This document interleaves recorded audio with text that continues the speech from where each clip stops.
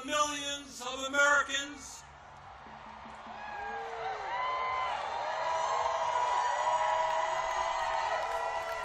from our smallest towns to our largest cities, in every state in our country, who are gathering today at thousands of rallies. Mike Johnson, the Republican Speaker of the House, called these rallies Hate America events. Boy, does he have it wrong. Millions of Americans are coming out today not because they hate America. We're here because we love America.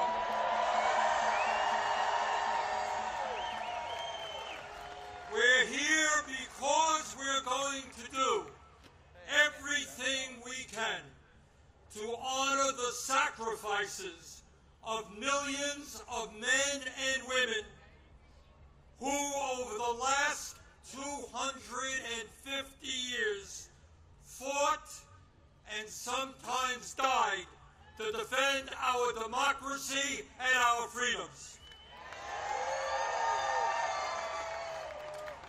In 1776, with extraordinary courage, the founders of our country announced to the world that they would no longer be ruled by the King of England, a king who had absolute power over their lives. They demanded freedom. And to bring that about, they fought a bloody war against the British Empire and the most powerful military in the world. Tens of thousands of Americans died in that 8-year war, but our forefathers fought on and they won.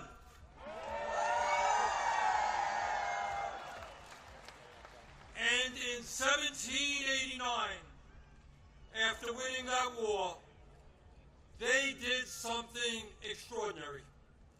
They established the first democratic form of government in modern history.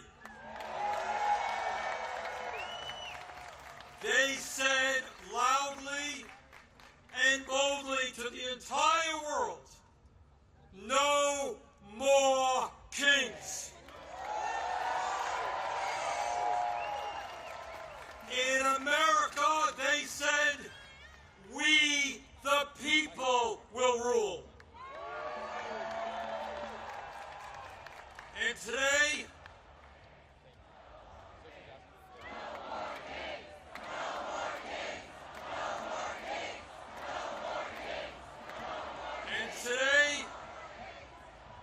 in the year 2025, in this dangerous moment in American history, our message is exactly the same.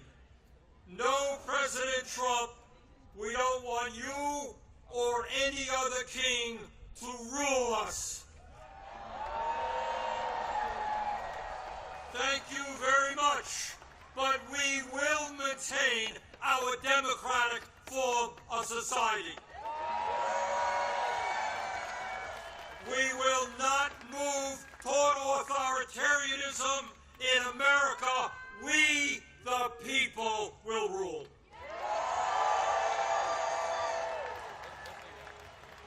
When he was sworn in as the nation's first president, George Washington called this attempt at self-government, quote, an experiment entrusted to the hands of the American people, end quote. My fellow Americans, in an unprecedented way, that experiment is now in danger. It is in danger when we have a president who wants more and more power in his own hands and in the hands of his fellow oligarchs. It is in danger when we have a president who claims that peaceful protests in Portland, Oregon, or Chicago, Illinois, is an insurrection,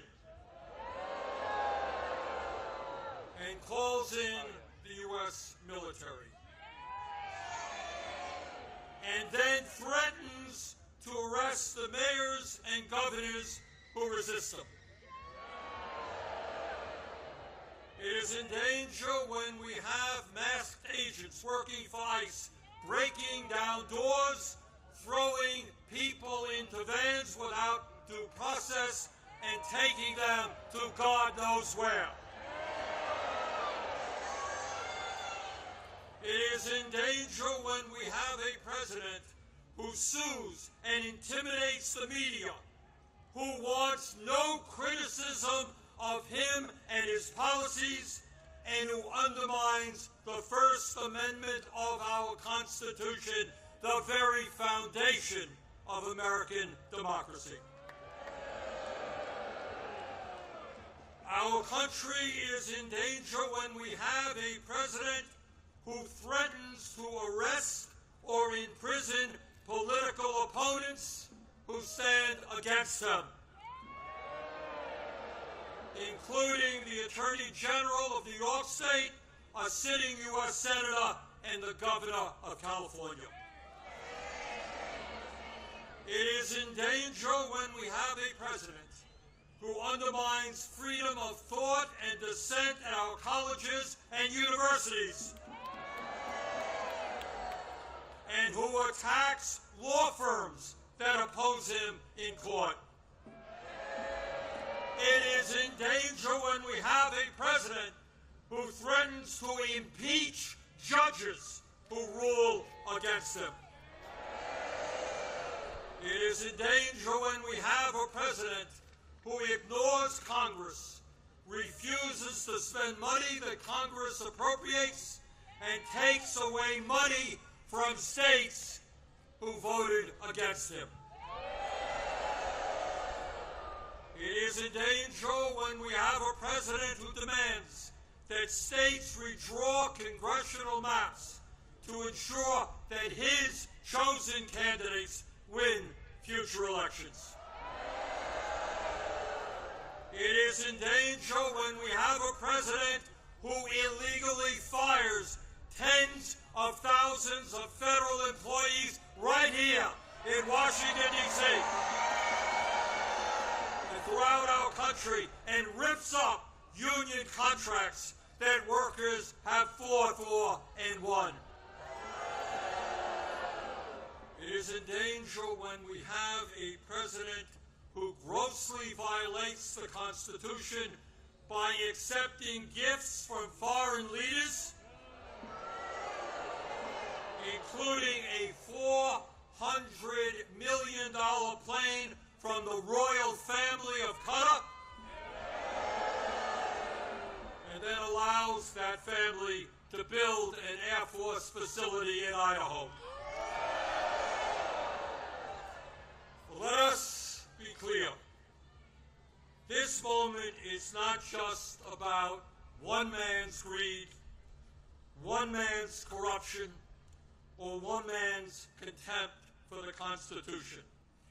This is about a handful of the wealthiest people on earth who, in their insatiable greed, have hijacked our economy and our political system in order to enrich themselves at the expense of working families throughout this country. Yes, I am talking about Elon Musk, Jeff Bezos, Mark Zuckerberg, and the other multi-billionaires who were sitting right behind Trump when he was inaugurated. Remember that?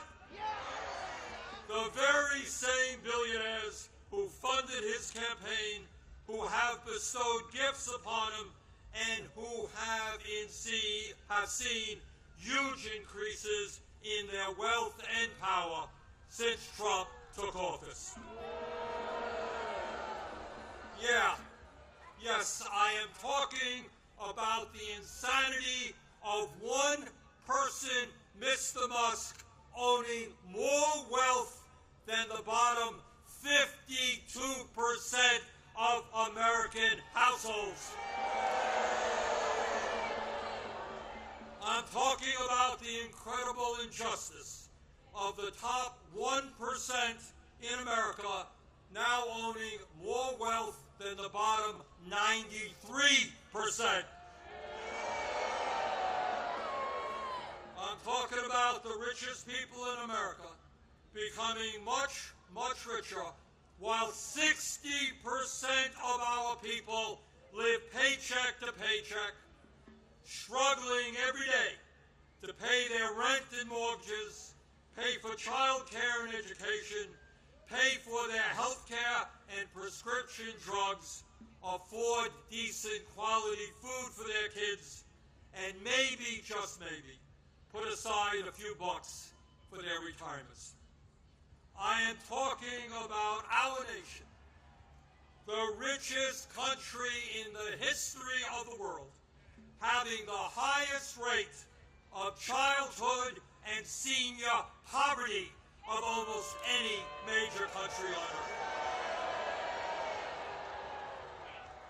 I am talking about our great nation having 85 million Americans uninsured or underinsured, and 800,000 people who are homeless, including people a few blocks from here. All the while Mr. Musk is on his way to becoming a trillionaire.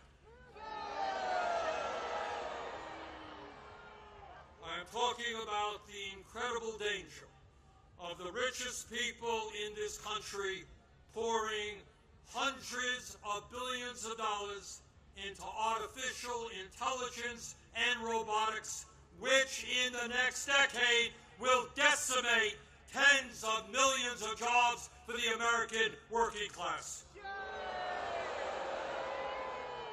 I'm talking about a billionaire class who believe that they have the divine right to rule, and who not only want massive tax breaks for themselves, but who reject any form of accountability or checks on their power.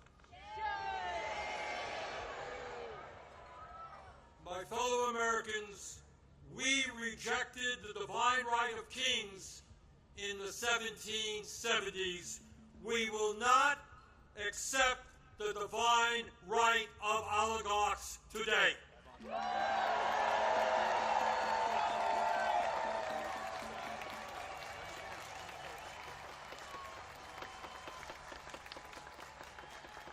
And now let's take a brief look at where we are today. Where we are today on the 18th day of a government shutdown, which is depriving millions of federal employees of the paychecks they desperately need and deserve.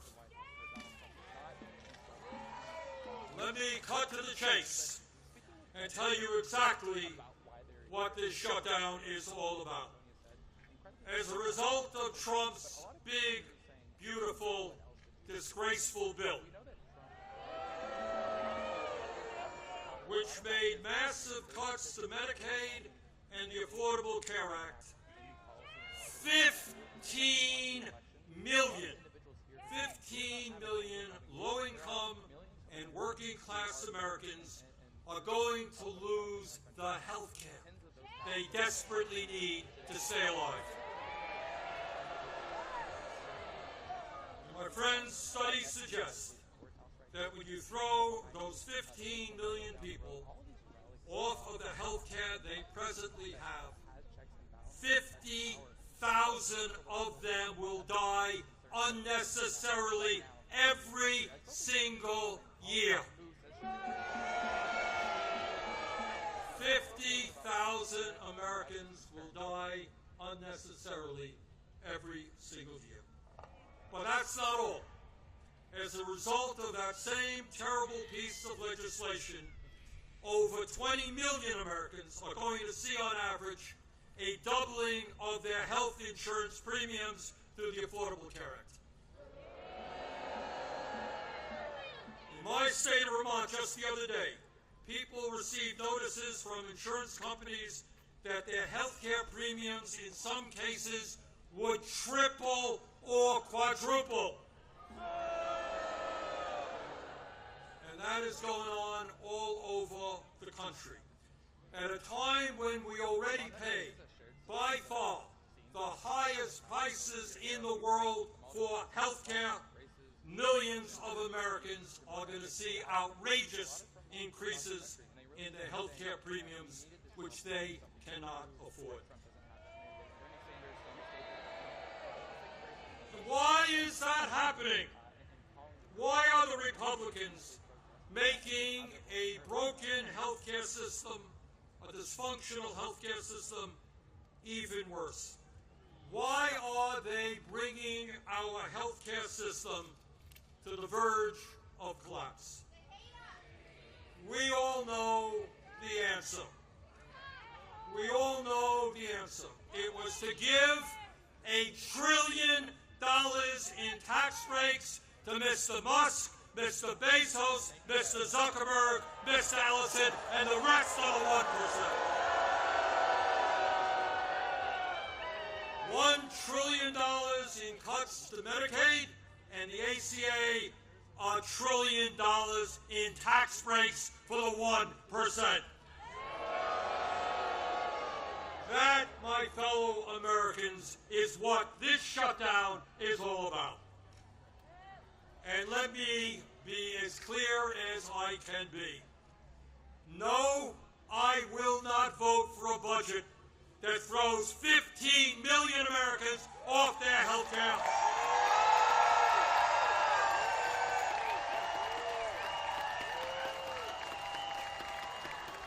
No, I will not vote for a budget that doubles premiums for 20 million Americans. No, I will not vote for a budget that forces nursing homes, rural hospitals, community health centers to lay off staff and close their doors throughout this country. All to give huge tax breaks to the billionaire class. So today, right now, I say to my Republican colleagues, come back from your month-long vacation.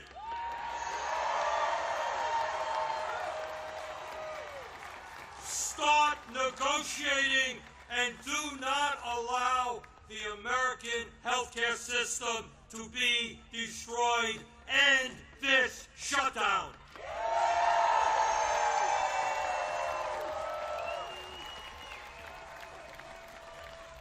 My fellow Americans, we are the greatest country in the history of the world. And when we stand together and don't allow demagogues to divide us up, there is nothing that we cannot accomplish.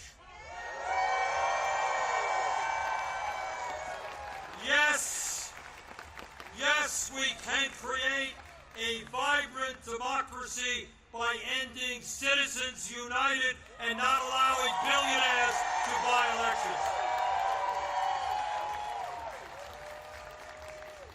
Yes, we can join the rest of the industrialized world and guarantee health care to every man, woman, and child as a human right.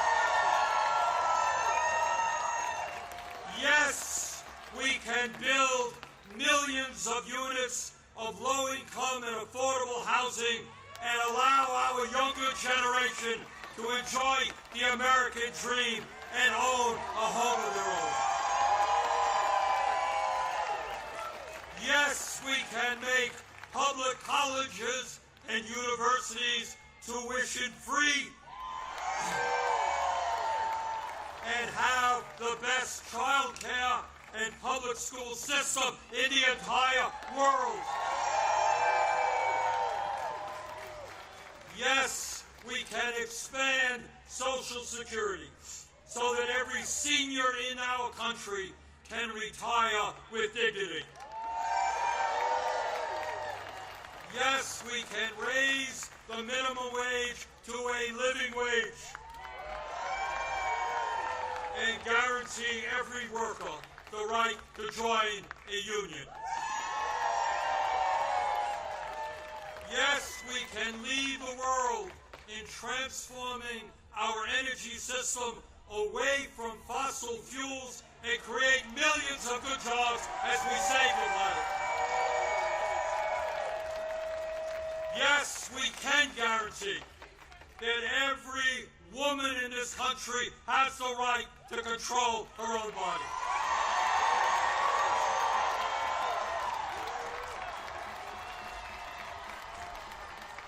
Yes, we can have a foreign policy that guarantees that never again will American taxpayer dollars be used to starve children in Gaza or anyplace else.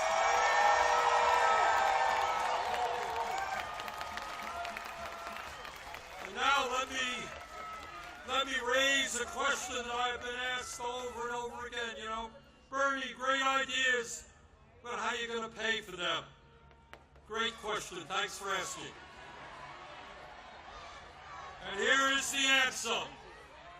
At a time when the wealthiest people in America have never, ever had it so good, at a time when billionaires are paying an effective tax rate lower than a truck driver or a nurse, yes, the top 1% and large profitable corporations will pay their fair share in taxes.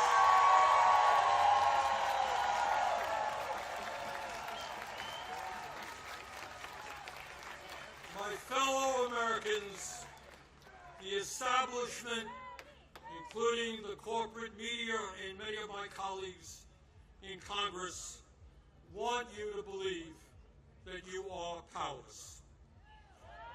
They want you to believe that you cannot change the status quo. But that is a lie. Throughout the history of our country, when Americans have stood up and fought for justice, they have prevailed.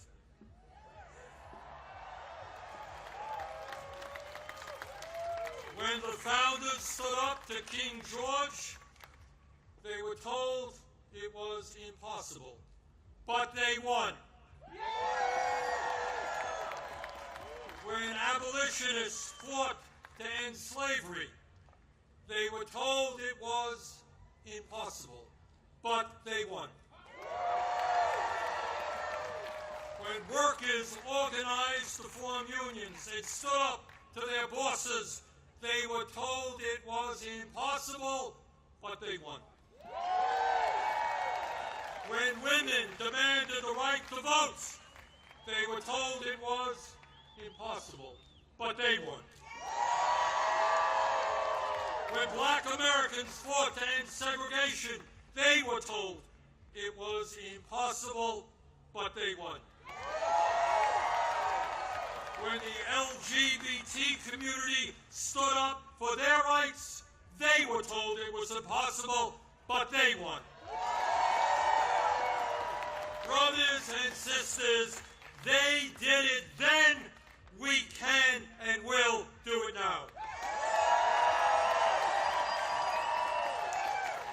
And how do I know that we will succeed? Take a look at this huge crowd right here in our nation's capital. But it is not just here, as I understand it. Today, October 18th, 2025, there are more people out on the streets in more communities all over our country than we have ever seen in American history.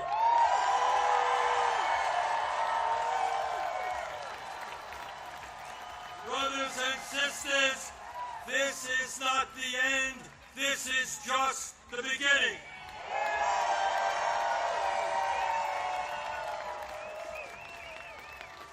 Together, when we stand united, when we don't allow Trump or anybody else to divide us up by the color of our skin or where we were born or our sexual orientation, when we stand together, we will create the kind of nation that you and I know we can become. We can and will create a nation devoted to freedom, justice, and democracy. Thank you all very much.